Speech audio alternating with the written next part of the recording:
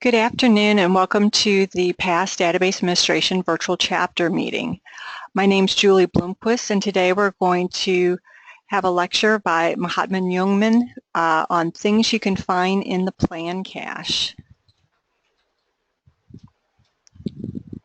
We are part of the PASS Virtual Chapters. There's quite a long list of them. Go out to your PASS account and associate yourself with any of the virtual chapters or your physical chapters, and you will receive emails about the lectures which are coming up. All the virtual chapters do record their lectures and they are posted on the archive pages. There's some upcoming SQL Saturdays. These are one-day mini conferences and they're held throughout the world. It gives you an opportunity to go through different multiple tracks in the day, and the costs are minimal. It usually just covers the lunch. We have the SQL PASS Summit 2016 coming up. It has pre-conferences, the 24th and the 25th, and then the summit is the 26th through the 28th. If you use our code VC15FPS6, you'll save $150 on your registration.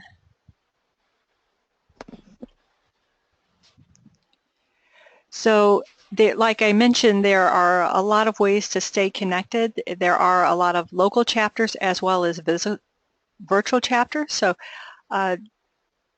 here's the opportunity. If you don't see a group and you want to have a physical group, PASS can be of assistance to help you start one in your area. There are also a lot of volunteering possibilities with PASS.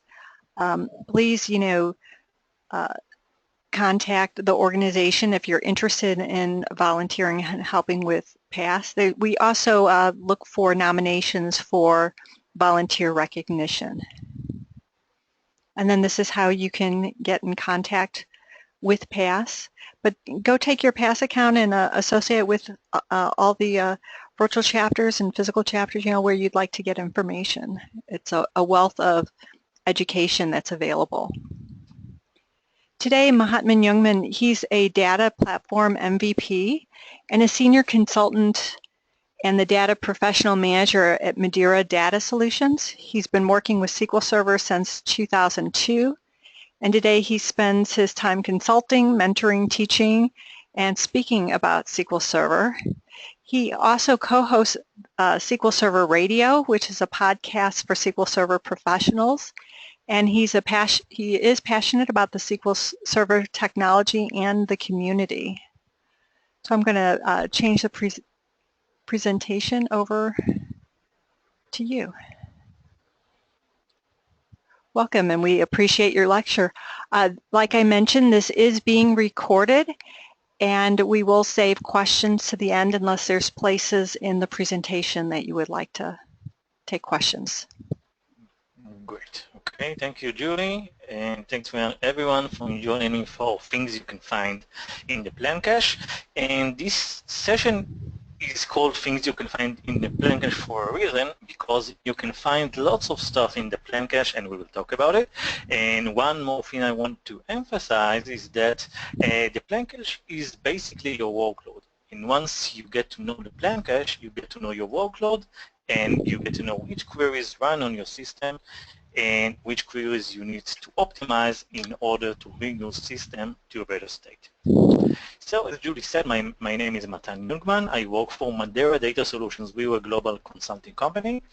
I'm the professional manager at Madeira, and I also co-host SQL Server Radio, an internet audio talk show, a podcast with my friend and boss, Guy Glanzer, who's now touring the US for a month and having fun, and I have much more work to do.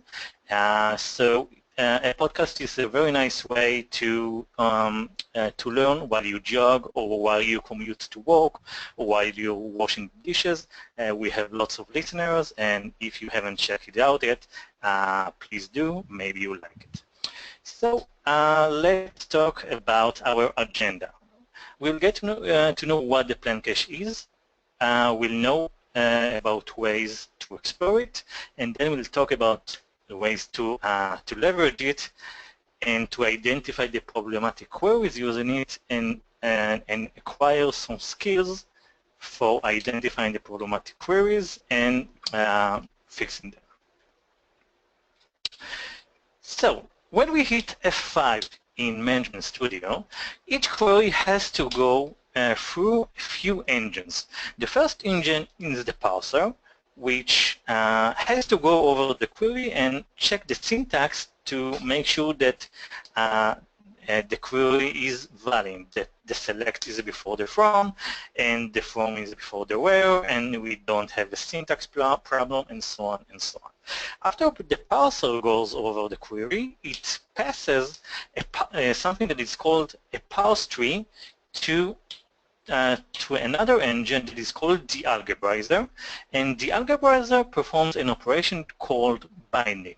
And binding basically means that if we go to a view and give it an alias, understand which alias matches which view and which column belongs to which table, and it does all kinds of other optimizations to the query, and the output of the algebraizer is something that is called a query tree, and this query tree goes to the optimizer, and the optimizer is the one that that produces the execution plan.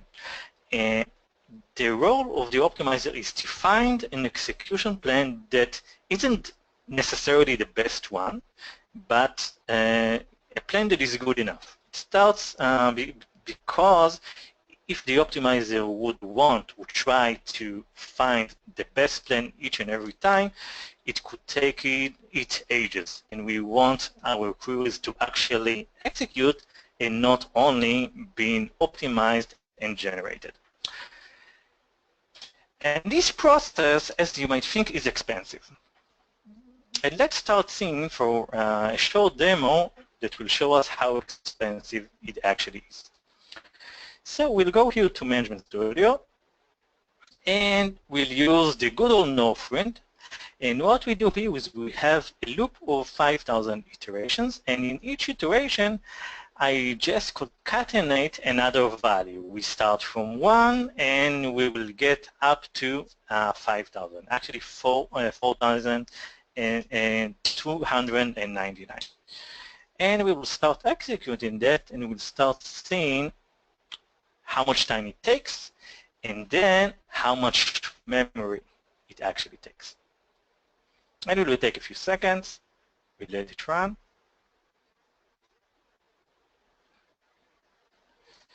And it finished, and then we'll see the memory fingerprint of the 500 commands, and we can see that the execution plans of this while loop that is actually the same query, I think everyone can understand, is 312 megabytes.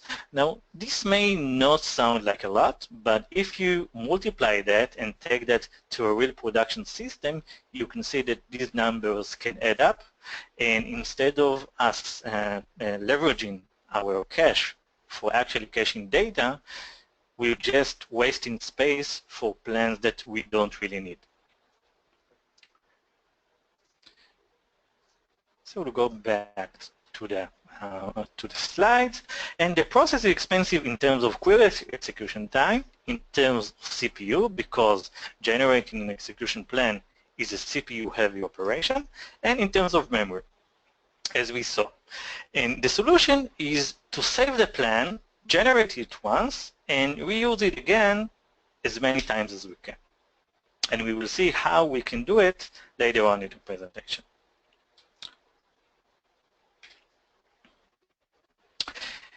And our mission will actually be to maximize reuse while fixing the cases where reuse is not good.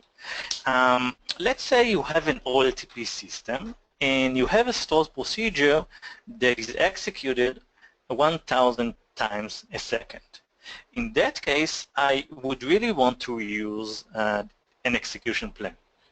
I don't want lots of time. I don't want many percent of the execution to actually be the generation of the execution plan, because in that case, my system won't perform. On the other hand, if I have a data warehouse where I have queries that execute that many queries, and each query, when it runs for lots of time because it has to use lots and lots of data.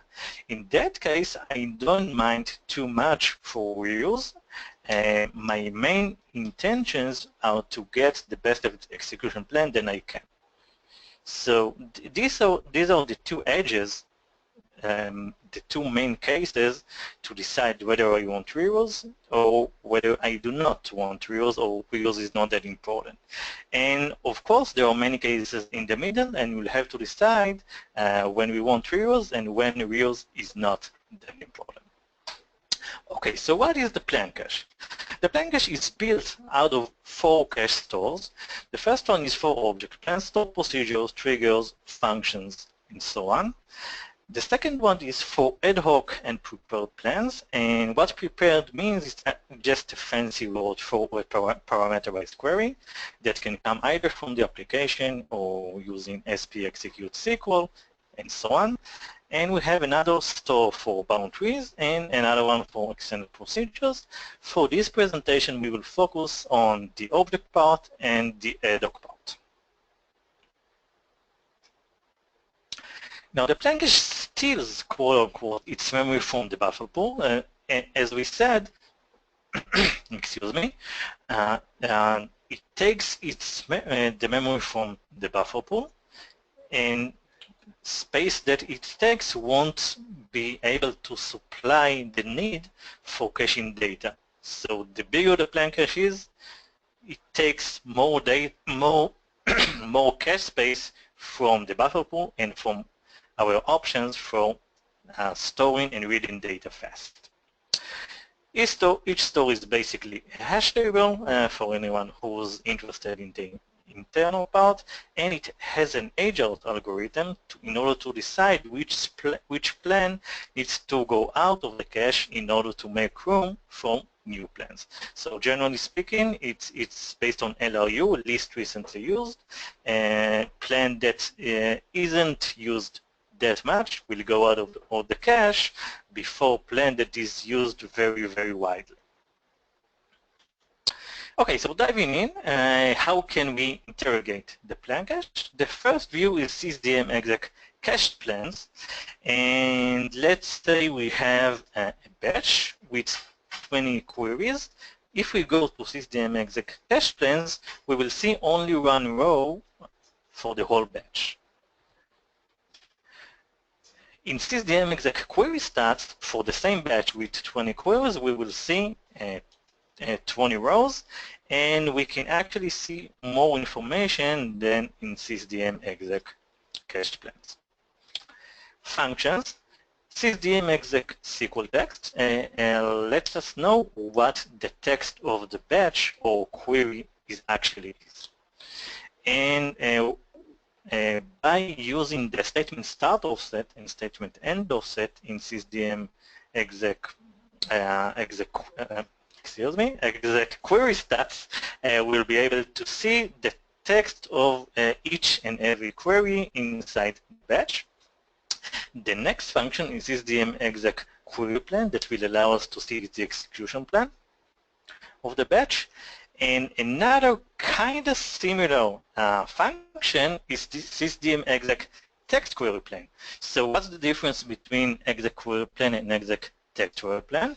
The first difference is that exec query plan returns the information in XML format, and exec text query plan, as its name, returns the information in text.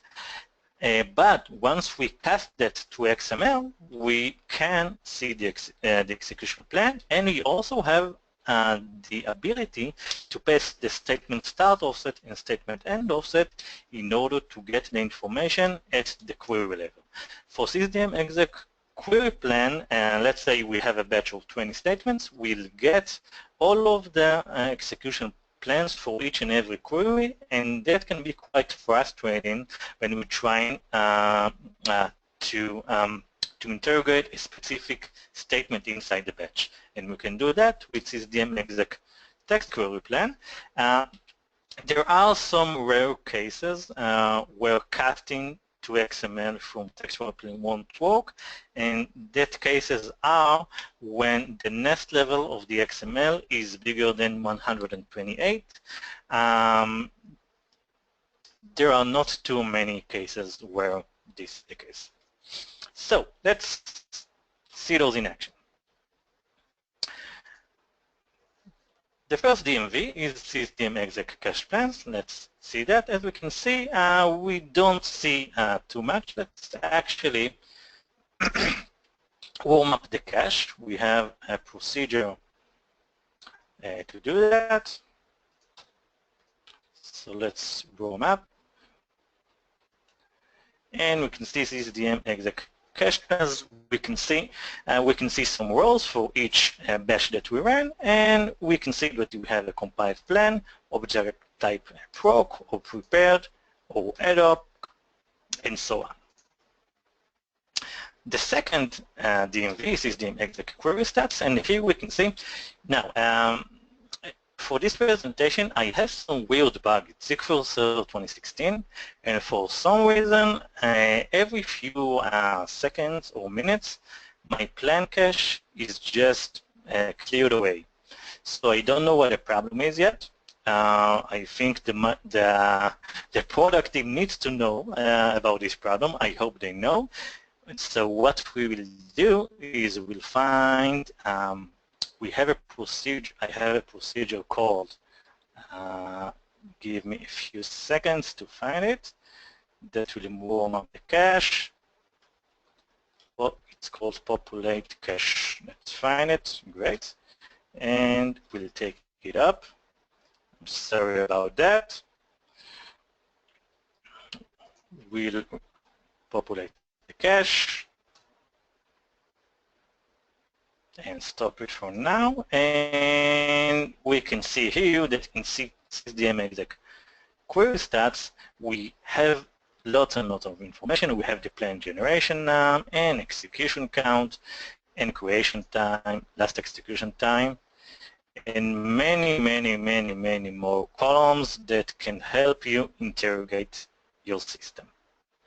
And we also have some very interesting columns called the query hash and query plan hash that we'll talk about in a little bit.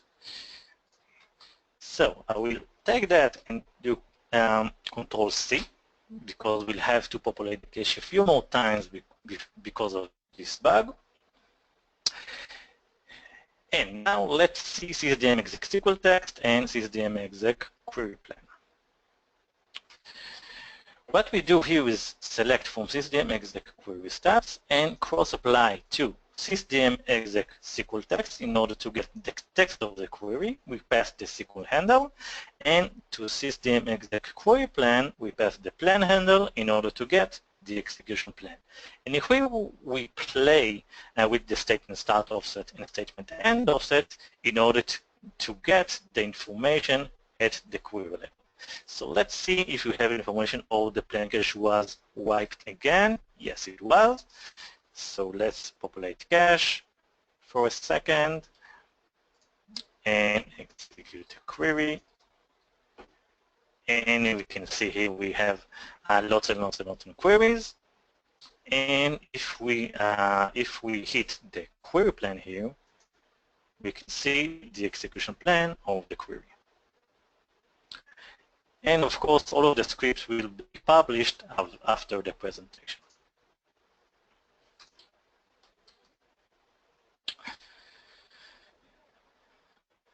Okay, next up, SysDM exec text query plan. Let's free up the cache on our own this time. And now we will run, what we have here is 3 queries. This is the first one, this is the second one, and this is the third one. And we'll run it.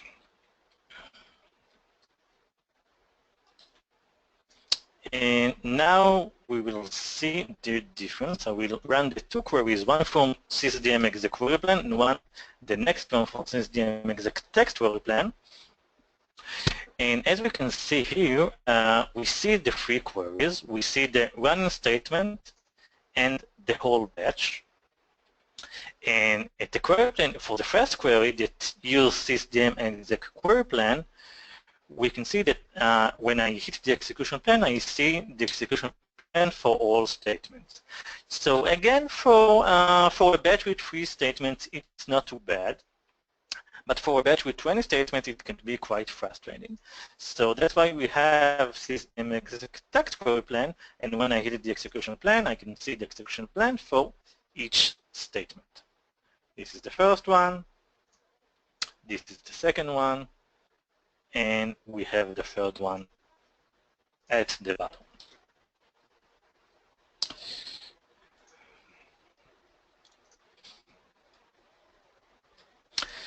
Now let's talk about cached lookup. How does SQL Server know if he has the execution plan in cache already, or it has to generate a new execution plan? So for objects, stored procedure, functions, and triggers, the formula is object ID multiplied by the database ID modulo the hash table size. Pretty simple.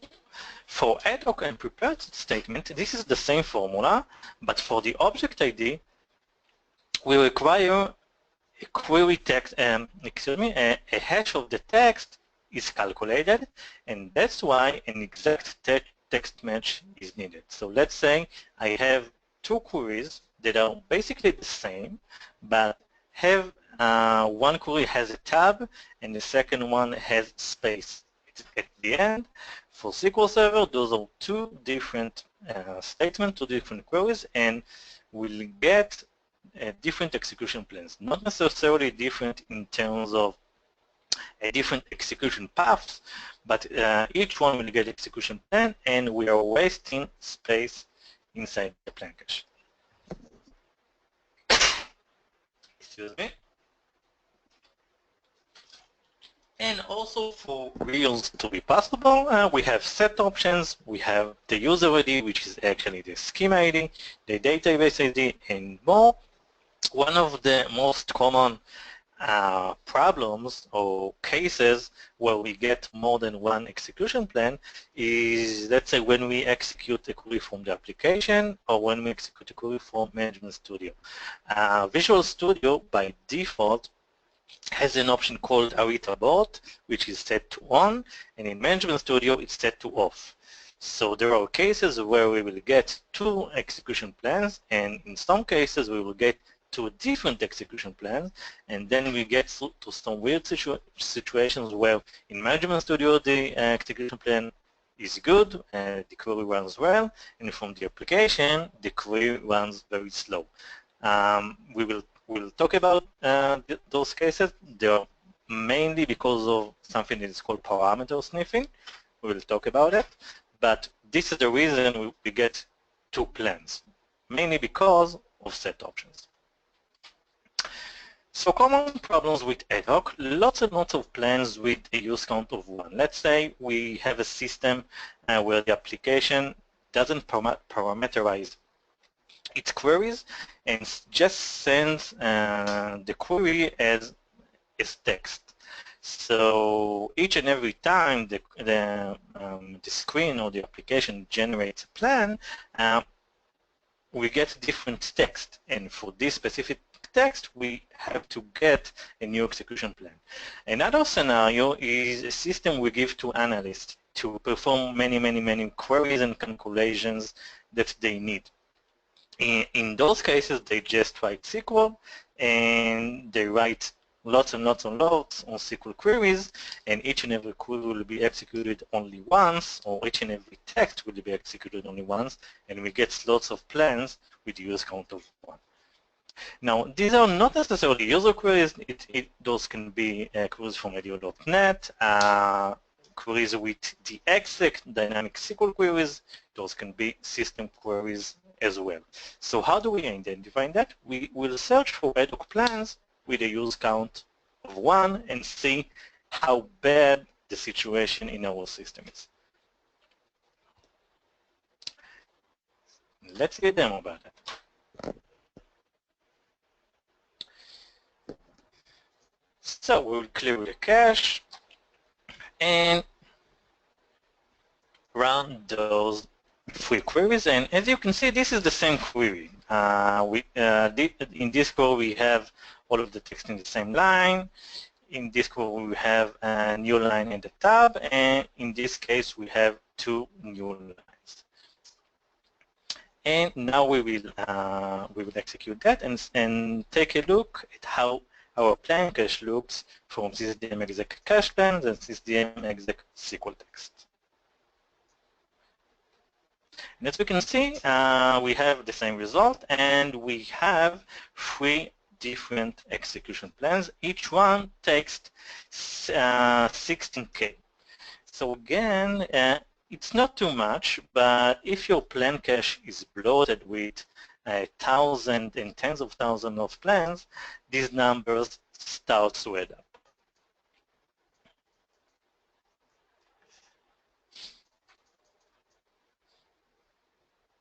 And now we will execute our loop from the start again and see the fingerprint on the plan cache.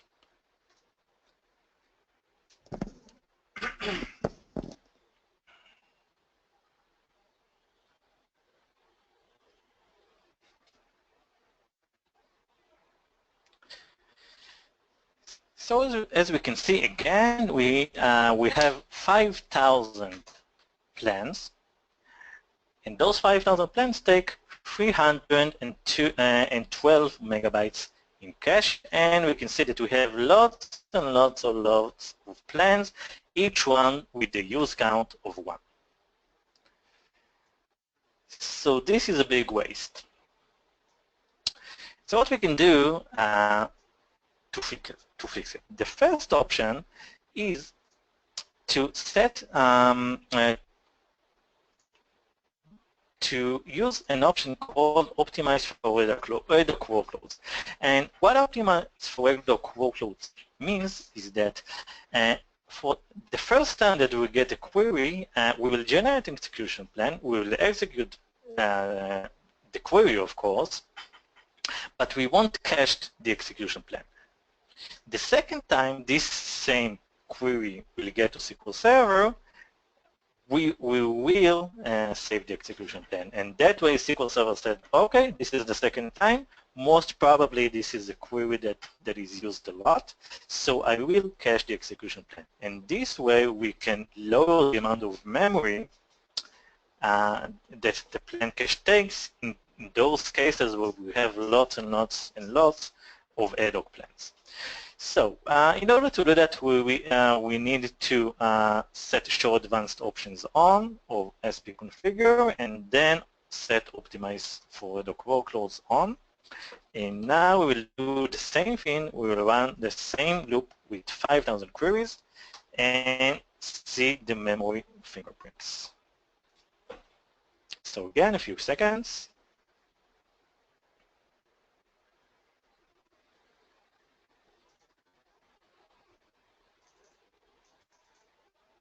And now we can see that instead of 312 megabytes, we cache only 1 megabyte. So that's a big boost and a huge change, and lots and lots and lots of space that can go to cache data. And what we can do here, we still have those rows for those plans and for those queries, but instead of a compiled plan, we have something that is called a compiled plan stub, which instead of 16Ks weighs only 384 bytes. So much more effective, and we save lots and lots of space for caching data. Another option is to start working with parameterized methods. So if you remember our loop from here, what we did here is concatenated the value in the variable and then executed this dynamic SQL as exec. But the exec doesn't allow caching and passing parameters from the outside. SP execute SQL does allow that. So our loop looks almost the same, but here we pass a variable from the outside. What we do here is exec SP execute SQL CMD, which is this part. Here we have an array of variables, and here we pass the value to each variable.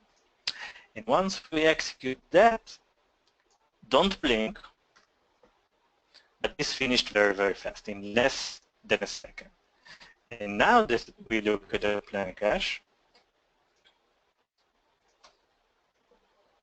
we can see that instead of 312 megabytes and 1 megabyte in optimized for other workloads, we use 0.15 megabytes when using the parameterized methods, and instead of 5,000 plans, we have just one plan with the use count of 4,999. And of course, it worked much, much faster because it didn't have to perform the lookup and generate the execution plan as we did with the previous methods.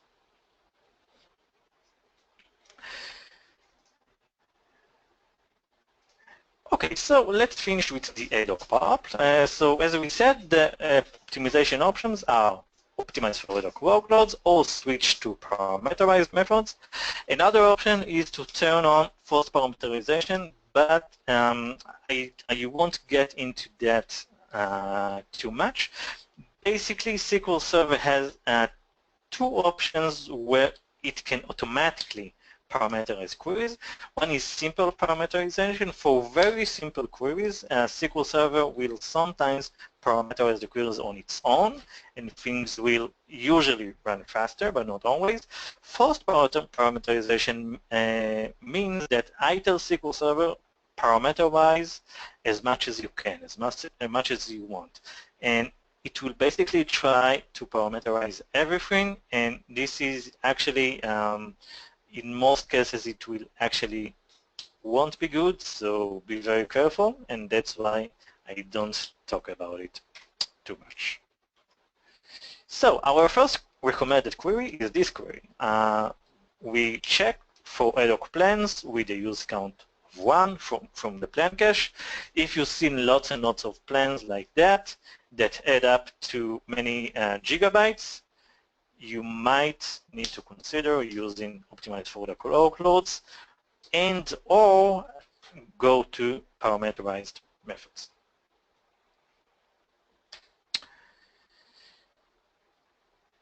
Now, we also have common application problems. If you work with an environment, let me take a step back and talk about problems with parameterization.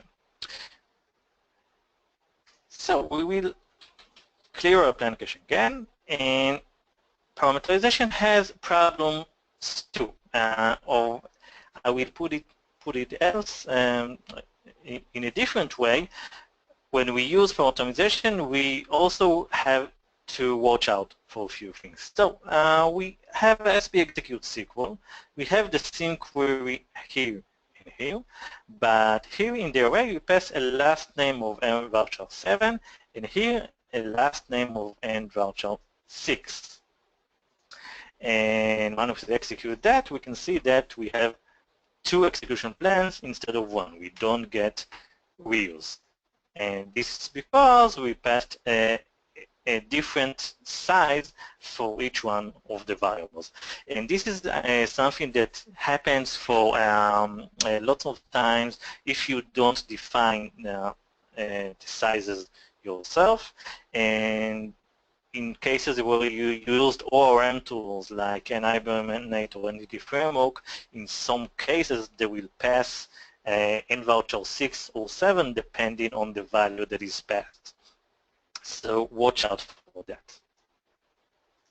And of course, the way to solve that is to pass n-voucher 40 in that case, which is the size of the field in the table. And in that case, of course, we get one plan with the use counts of 2.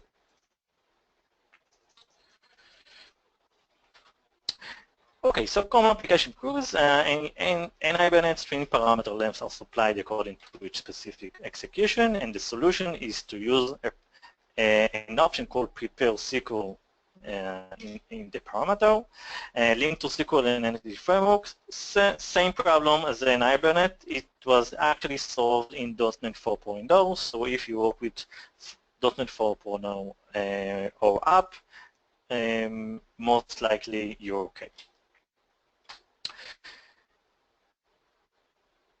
So simple ADO.NET queries act as ADO queries unless you pass them as parameterized values. So again, the optimization options are to optimize for ADO workloads. ADO.NET parameterized queries, which basically mean we don't have time to see the code, but instead of passing the query as text, we get the query inside a command and add an array of parameters to the command, and then define the size for each parameter, and that way we can get reuse inside SQL Server. And of course, forced parameterization, but be very, very careful with forced parameterization.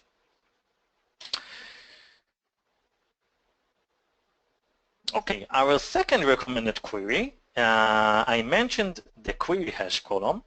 And query hash, although we said that ADO queries won't get the same plane, even if this is the same query, but with different white spaces and so on, or different variables. The query hash can help us and identify those cases. Let's say I have a query, select star from table where column 1 equals 1, and I have another query, select star from table where column 1 equals 2. So in terms of text, those are not the same queries, but in terms of query hash, this will actually be the same query. And I can identify those cases and take those cases for a parameterization process. So this is a very nice query, and we'll see a demonstration of it in a little bit. So one last thing before we dive into the plan cache for problematic queries: automatic plan eviction. SQL Server has an automatic agile algorithm, pretty complicated.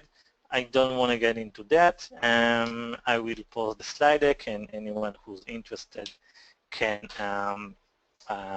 read it. But generally speaking, if you want to maximize your options of reuse and your query to stay in the plan cache, use stored procedures. Manual plan eviction, we can clear the plan cache in a few options. The first one is DBCC free proc cache, which clears all plans. I can be more specific by using a plan handle or SQL handle or a resource governor pool. When will I want to do that? Let's say I identify a specific case where a query isn't optimized. We have an issue where the query in stored procedures and in prepared plans is optimized according to the first execution, to the value that was passed in the first execution.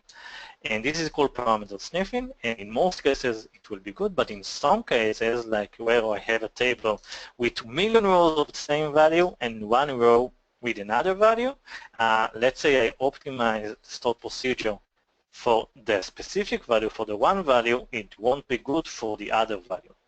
So I can identify those cases, and then when I clear the specific plan, I can get a better plan next time. Another option is DBCC free system cache. If I want to specifically clear the SQL plans or object plans cache, let's say I have a problem of lots of ad hoc queries, I can say that each night I clear the SQL plan cache store and start from scratch in the morning.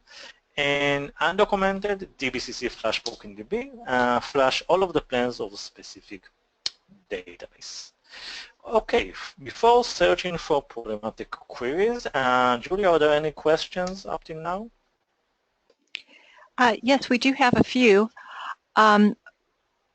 So what do you suggest in writing the code, multiple lines or a single line? It's really a matter of just aesthetic and how well structured is your code and how easy it is to read. It's not related to performance. SQL Server doesn't care if you write in multi-line or single line. It's just a matter of another person or you having to read it. So I suggest if your line gets too long, make spaces, make new lines, make tabs in order for your code to be as much readable as possible. And then the other one just says, so this assumes that all database workloads use ad hoc, right? I think that's when you're setting that configuration value. So basically the best practice says that put it on for all databases because it can't really harm you. But I want, if your system doesn't have too many ad hoc plans, you don't really need to bother setting it up.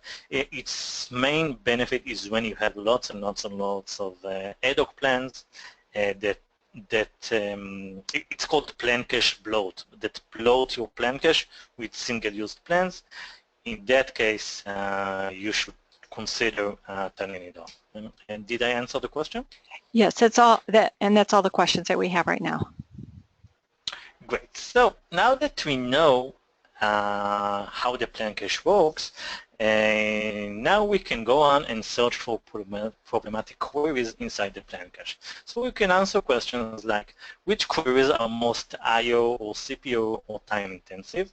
Either by absolute numbers, let's say I have a stored procedure that was executed 1 million times, I can get the total time that all of those 1 million executions took, or I can take that and look at each specific execution of the stored procedure and decide that I want to optimize it or not. Another option is which database is most resource intensive. Another option is what is the value a plan was optimized for. As I said, we have this issue of parameter sniffing, and I can see the value that a specific stored procedure was optimized for and decide whether this value is good, and then I need to leave the plan as is, or this value is not good, and then I will want to clear this plan from cache in order to get a new one. And which queries or objects are frequently recompiled, and much, much more. So let's start seeing some demos. And we belong to populate cache. We will probably need to execute that a few times because of this bug. But the first query that we can execute is the top queries by logical reads. So what we do here is select top 20 from system query stats, cross-apply to system executable text and to system query plan, perform this simple math in order to get the information at the query level. We also get the database name and so on and so on. And when we execute that, we see that the most used query, the most problematic query by these parameters is this query, select star from AdventureWorks 2012 blah blah, and it's a part of the procedure called populate cache that we just executed.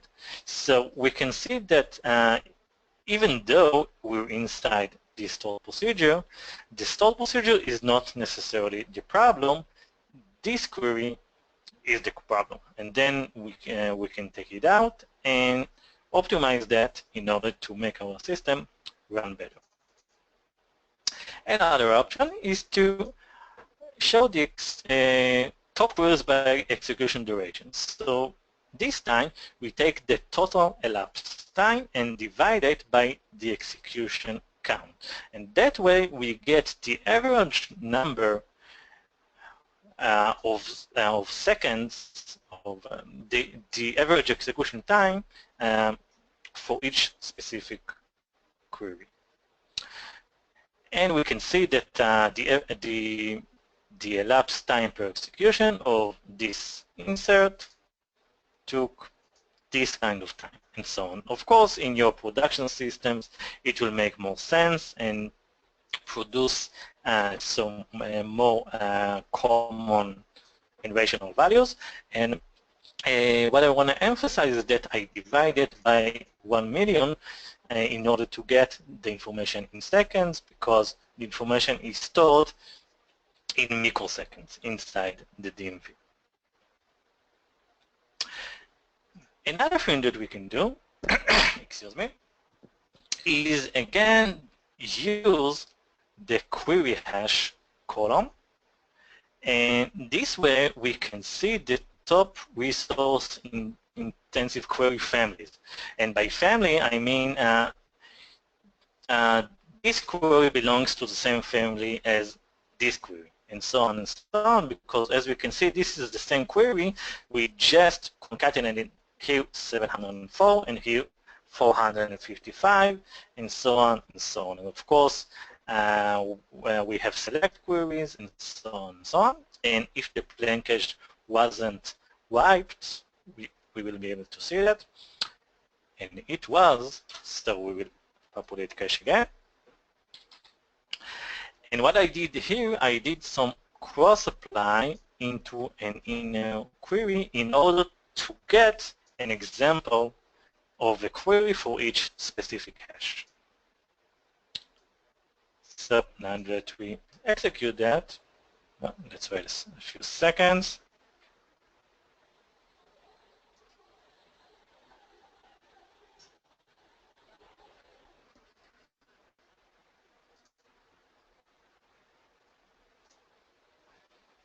Now that we execute that,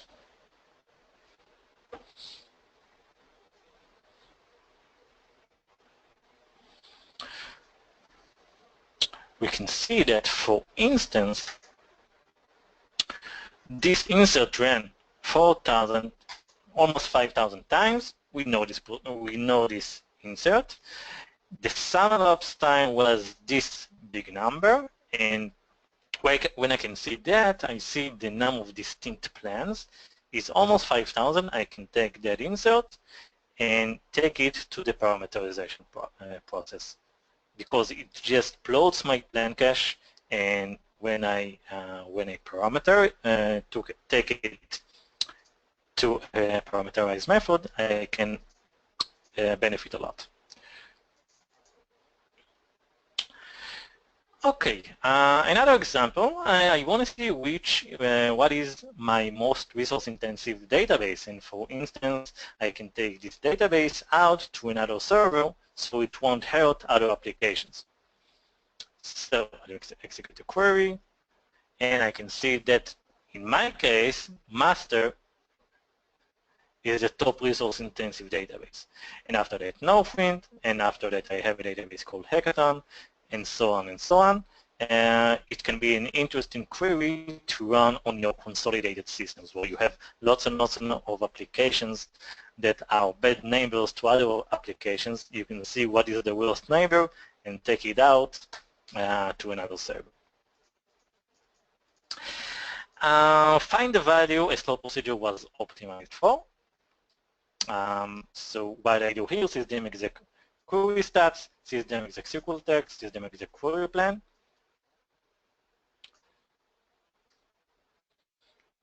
Wiped out, populate cache.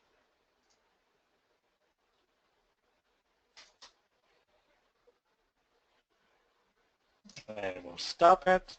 Oh, seems we didn't need to stop it.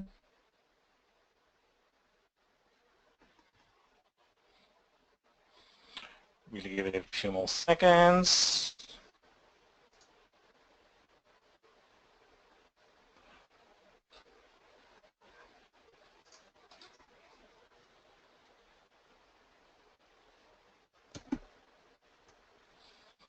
Okay, and when I click the execution plan of this procedure and go to properties of the select, I can see in the parameter list, I can see that the parameter compiled value was alpha.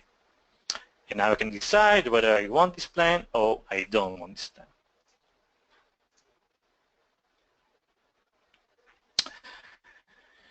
Okay, now let's talk about, we have a few minutes, we'll talk about the Recompile Dilemma. I'll talk very, very fast because we have just a few more minutes. As we said, in stored procedures and parameterized queries, the plan is optimized for the first execution parameter, and this is called parameter sniffing. Also, we have another problem inside batches of stored procedures where the optimizer doesn't know the value of local variables. It does know the value in case you pass into a stored procedure. It sniffs the values and generates an execution plan. But if you use local variables declared inside a batch or inside a stored procedure, the optimizer won't know the values of the variables and just generate an execution plan based on some heuristics and average numbers. And in many cases, it's not good enough. So a possible solution is recompile to those cases. At the stored procedure level, we can use create procedure with recompile, execute recompile, or SP recompile. At the statement level, we can use something that's called option recompile. And as we saw, it comes with a performance penalty. Now, again, let's go back to OLTP system and data warehouse system. If I use OLTP, I don't want my stored procedures and batches to use recompile. I want to make the process of performance tuning and tune them so they run as fast as possible, because as we said in the OLTP system, specific stored procedures can be executed many, many times in each second or minute. In data warehouse systems, in many cases we don't have many queries that run in each and every time. A specific query can be run once a day or once an hour, and it can run for some time, for a few seconds or a few minutes or even a few hours.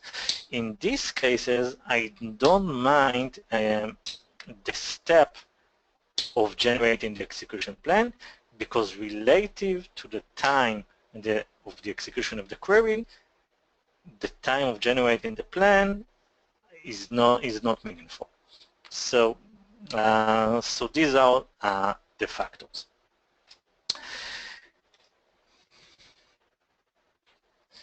Now there is a problem with recompile.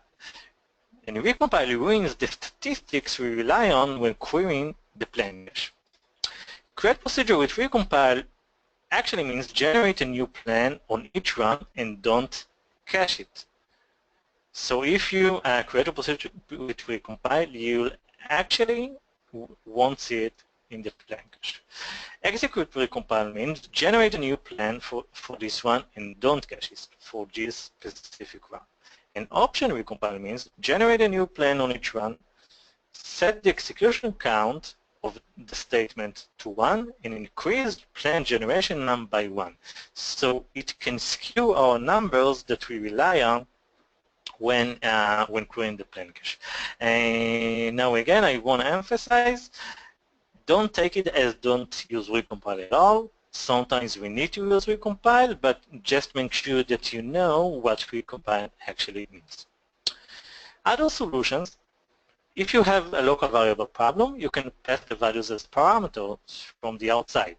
You can use dynamic SQL, or you can have another stored procedure that will be called and will actually sniff the values when it is executed. If you have a parameter sniffing problem, you can have, as I said now, multiple procedures for different cardinalities. Let's say I sometimes pass a value of a month, and sometimes I pass a value of 1 day. I can have 2 different procedures. I can have a follow procedure that will get the value, and if it's for 1 week, we'll execute one procedure, and if it's 1 month, we'll execute another procedure. And each one will sniff its values and will perform well. We can also use optimized for param equals value. I can say no matter which value we get, generate a plan as if the parameter is 5 or 10 or 15 and so on. And in some cases, we have an option for using something that's called optimized for unknown or parameter masking, which is actually returns us to the local variable option. We can also use something that's called plan freezing. Let's say I have a plan in cache and I know that it is good and I always want SQL Server to use this specific plan. I can freeze the plan using SP create guide from handle or option use plan. This is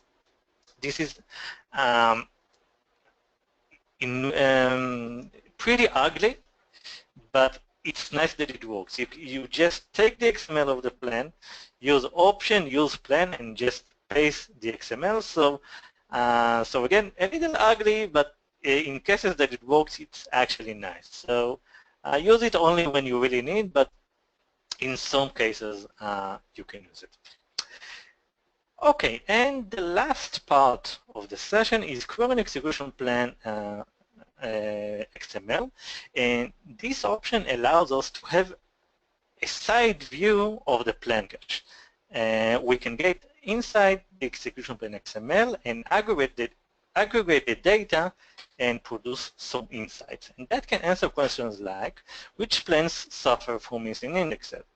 Which plans suffer from implicit conversion? That is something that can cause index scans and table scans in terms of index 6. Which plans use a clustered index scan? Which plans have inaccurate row estimations? And more, and let's see that. So we'll populate the plan cache again. And while the plan cache is populating, what we have here is a stored procedure written by Bob Bushemin of SQL Skills. And what this stored procedure does is looks for specific operators inside execution plans in the plan cache. So what I can do here, I can get all of the plans that have clustered index scans, all of the plans that have sort, which is a very expensive operation, all of the plans that have a table scan, and so on. And when I execute that, whoops, I execute it a few times, but let's say for the first one, clustered index scan, I get all of the plans with clustered index scan, and when I go to the right, I can see that in this plan, I have a clustered index scan. Now I adjusted this procedure a little bit, and what I did is I created a stored procedure called look for physical ops adjusted, and I pass a value of either IO or time. And in this case, I show only the plans that are in the top 20 most expensive plans in terms of time or in terms of I/O, and have the sort operator, for instance. So let's watch that. We'll create this top procedure, and I want to get plans that are most expensive in terms of I/O and have the sort operator. And when I go here, I can see that in this plan, I have the sort operator over here. And this can focus you to get the plans that both have some operator, like sort or cluster index scan, but are also expensive. And don't just look at any query, but look at a query that is actually expensive and look to fix it. A few more options are finding plan with warnings that are in the top 20 queries. We can get warnings when we have a cross join, or we have implicit conversion, and all kinds of other issues. And we have all other options. Please please have a look at the scripts and play with them. You have very, very powerful scripts here. Unfortunately, we are out of time, but take those queries to your production system, start playing it, and as we said, this is your workload, and once you get to know your workload, you'll get it much, you'll be much more proficient, and will gain many, many insights for getting your system into much better shape. So we have some questions. Will you be able to share your slide deck as well as the scripts with me so that I could post them on our website? Of course. So, we have the scripts over here, and I will also send Julie the scripts, and they will be posted on the DBA VC website. Yeah, and as well as the slide deck. Of course, yes. Also, I think you answered this, but can we check all the memory assigned to all the plan cached? And if yes, can we modify it? You can't modify it directly. You can control the amount of memory SQL Server gets, and you can adjust the amount of memory each pool gets, each resource governor pool gets. You can check the amount of memory the plan cache gets. I don't remember the exact DMV. I can check that, but you can. Something with sysdm exec cached something. I can check that. If for anyone who wants to know that, just drop me an email, matan@materadata.com, and I can send the answer right away. I'll send you the question list as well. Matan, thank you very much for your time this evening, or our afternoon, your evening, with the presentation. It was very informative. Like I said, this is being recorded, and we'll post this along with the slide deck and the scripts to the DBA Virtual Chapter website. It'll be on the archive page. Thank you again.